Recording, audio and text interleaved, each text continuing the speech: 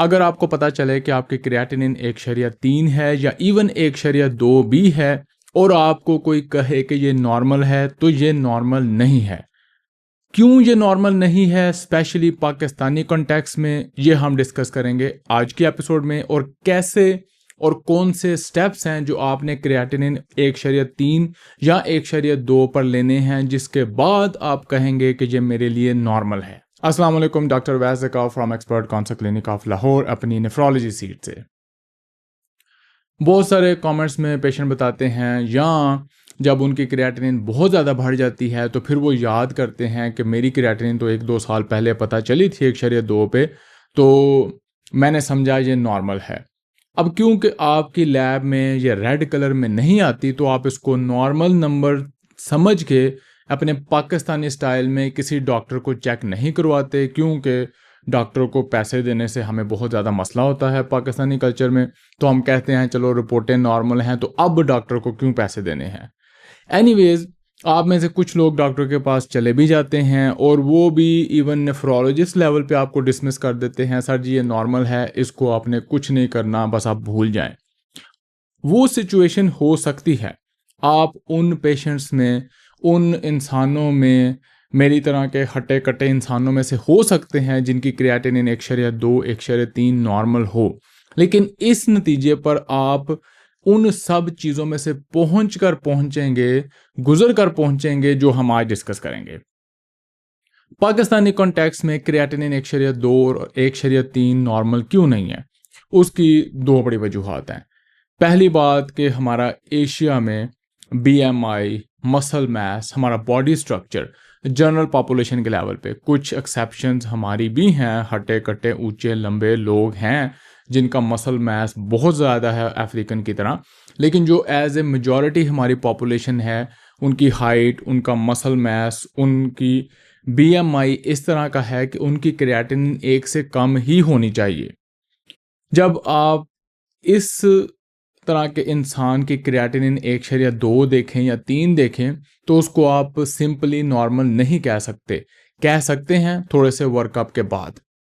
दूसरी बड़ी वजह यह है कि हमारा जो टॉक्सिक एनवायरनमेंट है, बेशक वो हमारे अनहेल्दी लाइफ से लेके हमारे पॉइजनस फूड तक हो, या हमारा टॉक्सिन से भरा हुआ पानी हो, या हमारे कल्चरल ट्रेडिशनल इस तरह के कुछ जुगाड़ बन चुके हैं जिनकी वजह से हम एक मेटाबॉलिक क्राइसिस की तरफ दौड़ के जा रहे हैं।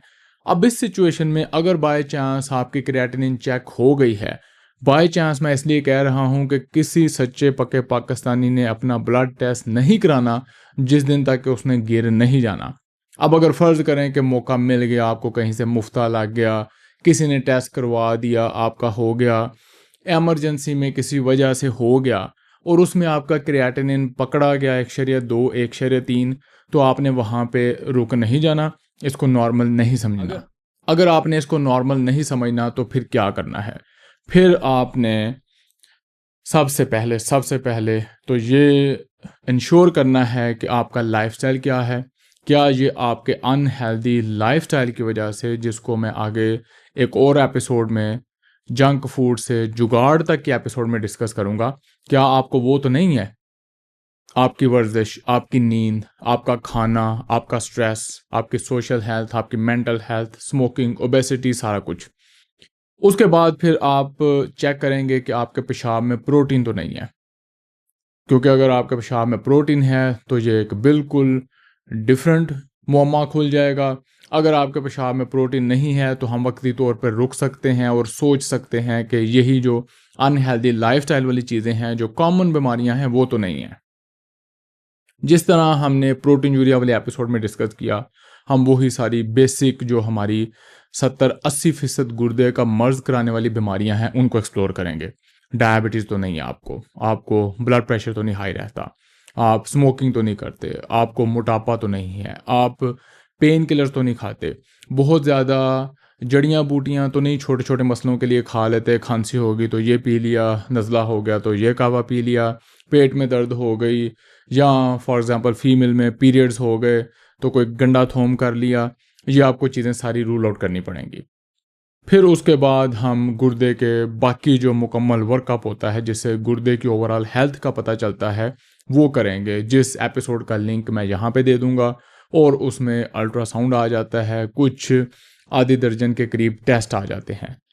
अगर यूरिन एनालिसिस में इन टेस्टों के दौरान आपके रेड सेल आ जाएं या आपकी फैमिली हिस्ट्री है ग्लोमेरुलर डिजीज़ की, या आपके नेफ्रोलॉजिस्ट को शक है कि आपको कोई ग्लोमेरुलर डिजीज़ भी हो सकती है, तो फिर आप वो वाला डिटेल्ड ऑटोइम्यून वर्कअप करेंगे जस्ट टू मेक श्योर कि कोई चीज़ मिस तो नहीं हो रही। जब आपने ये सारा वर्कअप कर लिया, ये सब कुछ नॉर्मल आ गया, आपको डायबिटीज़ भी नहीं है, आपको ब्लड प्रेशर भी नहीं है, आपको ऑटोइम्यून डिजीज़ भी नहीं है, आप स्मोकिंग भी नहीं करते, आप मोटे भी नहीं हैं और आप बड़े हेल्दी इंसान हैं, बल्कि आप वर्जिश करते हैं। आप मुझे कहते हैं सर मैं तो स्पोर्ट्स करता हूँ, हेल्दी खाता हूँ। फिर आपने मेक श्योर करना है कि आप कोई सप्लीमेंट इस तरह के तो नहीं ले रहे, आप कोई ऐसी आइटम, कोई ऐसा केमिकल तो नहीं कर रहे जो कि आपके गुर्दे को हर्ट कर सकता है। और फिर जब ये सारा कुछ क्लियर हो गया, आपने 2-3 दफ़ा 4 महीने के बाद तकरीबन 1 साल फॉलो कर लिया और आपका क्रिएटिनिन 1.2 पर ही है, बाकी सब कुछ नॉर्मल है। अब आप कहेंगे कि सर ये मेरा 1.2 क्रिएटिनिन नॉर्मल है। वो किन का होता है? वो मेरी तरह के हट्टे-कट्टे लोगों का होता है जिनका मसल मास ज़्यादा है, उनका क्रिएटिनिन 1.1, 1.2 हो।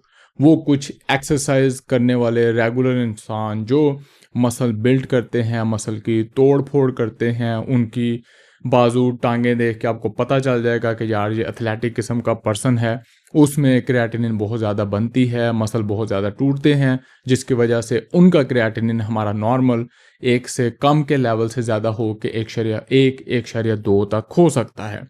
और फिर उसके बाद कुछ लोगों को, कुछ इंसानों को, कुछ मरीज़ों को एक किसी सर्टेन एज पे कुछ डैमेज हो चुका होता है। मे बी पेन किलर्स खाने की वजह से, मे बी किसी अनहेल्दी लाइफ़स्टाइल की वजह से। अब टेक्निकली वो किसी और वजह से उस लाइफ़स्टाइल में से निकल चुके होते हैं, लेकिन उनका क्रिएटिनिन वही 1.3, 1.4, 1.2 पर रहता है।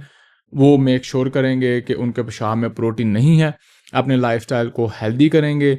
उन पेशेंट्स को भी मैं रीअश्योर कराने की कोशिश करता हूँ 1 से 2 साल के बाद कि देखें आपका पिछले 2 साल से क्रिएटिनिन स्टेबल है, ये कुछ डैमेज हुआ था जिसका हमें नहीं पता चला, लेकिन अब आपका स्टेबल है और आपने इसको यहाँ पे रखने के लिए अच्छे लाइफस्टाइल के साथ चलना है और इसको ऑलमोस्ट अपना एक नॉर्मल लेवल समझना है। एपिसोड को समराइज करते हैं कि क्रिएटिनिन 1.2, 1.3 बिल्कुल भी नॉर्मल नहीं है अनलेस प्रूवन अदरवाइज। आप अपना सारा बेसिक वर्कअप करेंगे, हमारे गुर्दे के जो कॉमन अमराज हैं, blood pressure, diabetes, pain killer, smoking, मोटापा, अनहेल्दी लाइफस्टाइल, उन सब को आप रूल आउट करेंगे। उसके बाद आप देखेंगे कि आपके पेशाब में प्रोटीन तो नहीं है, कोई ऐसी ऑन गोइंग चीज़ तो नहीं है जो आपको डैमेज कर रही है। उसको जब आप रिमूव करेंगे, ये सारी वजूहात क्लियर कर देंगे कि ये आपको नहीं है, फिर आप कह सकते हैं जी कि मेरा क्रिएटिनिन 1.2, 1.3 नॉर्मल है। उसको साल में कम से कम 1 से 2 दफ़ा ज़रूर चेक करके उस पर नज़र रखें। और अगर आपका साल हर साल वही लेवल है और वो रहेगा, अगर आपके पेशाब में प्रोटीन नहीं है, आप लाइफस्टाइल को हेल्दी करेंगे, तो वो आपके लिए एक नया नॉर्मल है। एनीवेज, आपने अपना एक्सपीरियंस ज़रूर शेयर करना है। आपको अपनी क्रिएटिनिन का किस लेवल पे पता चला? क्या आपको भी यही बताया गया है कि 1.2, 1.3 नॉर्मल है? ये बिल्कुल भी नॉर्मल नहीं है। आपने अपनी पहले मुकम्मल तसल्ली करनी है, फिर उसके बाद इसको नॉर्मल समझ के अपने हेल्दी लाइफस्टाइल के साथ लेके चलना है। मुलाकात होगी अगले एपिसोड में। अल्लाह हाफिज़।